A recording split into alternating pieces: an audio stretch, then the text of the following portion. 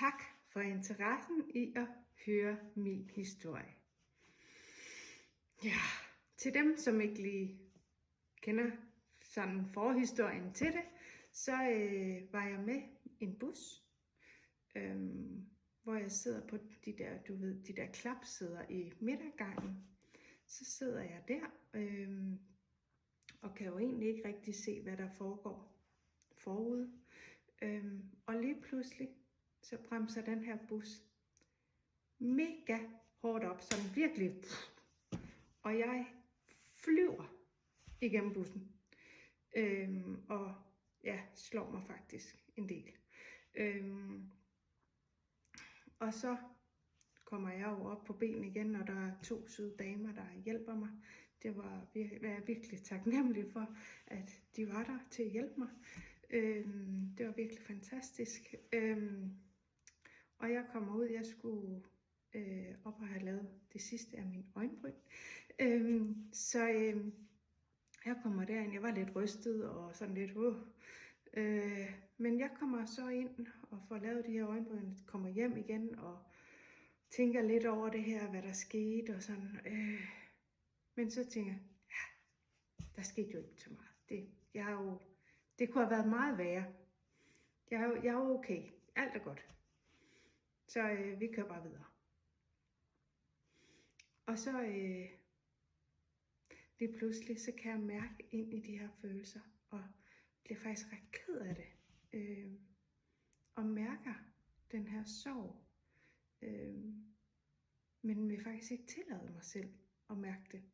Og tænke, ej, pjat med dig, stop det der, pjat, det er noget værre noget. Du er stærk, og du kan godt det her. Bare kom afsted med dig. Du har en masse, du skal nå, og du er nødt til lige at tage dig sammen. Så det skubbede jeg lidt til side og kørte videre. Og det resulterede så også i, at jeg fik det værre og værre, og jeg havde også hjernerystelse jo også. Så jeg fik det faktisk rigtig, rigtig skidt. Så kunne jeg ligesom mærke ind i, hvordan er det lige, du behandler dig selv lige nu?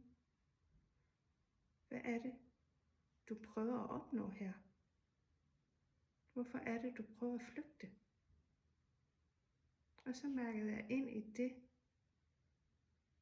og ligesom gav mig selv lov til at sige, okay, i dag, der kan du faktisk ikke andet end, du kan bare lige være til stede, du kan bare sove lidt og have det lidt skidt, det må du faktisk gerne i dag. Det gav mig faktisk selv lov til at mærke det her. Og mærke, at jeg var faktisk ked af det. Det havde faktisk været ret voldsomt. Så det måtte jeg godt være ked af. Og give mig selv lov til det. Og have tillid. Til at det skulle nok blive bedre. Men lige nu, der er jeg til stede her. Og jeg har det faktisk ikke så godt. Så bare mærk, at det faktisk er okay. Og lige så snart vi ligesom mærker ind i det her, i de her følelser, der ligesom er, og ligesom accepterer, det er faktisk sådan, jeg har det. Så slipper det. Så begynder det lige så stille at slippe. Og det er virkelig fantastisk, når man oplever det. Så virkelig mærk ind i de følelser, du har. Mærk, hvad er det, det gør ved dig? Og du må gerne være ked af det. Du må gerne have det skidt. Og så mærk, hvad det er, følelserne vil fortælle dig. Og min følelse, den vil fortælle mig, at du må faktisk godt være ked af det. Du må faktisk gerne tage dig af dig selv.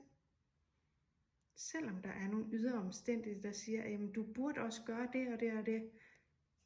Men prøv lige at mærke. Du må faktisk gerne have det sådan her. Og virkelig mærke ind i det. Og acceptere det.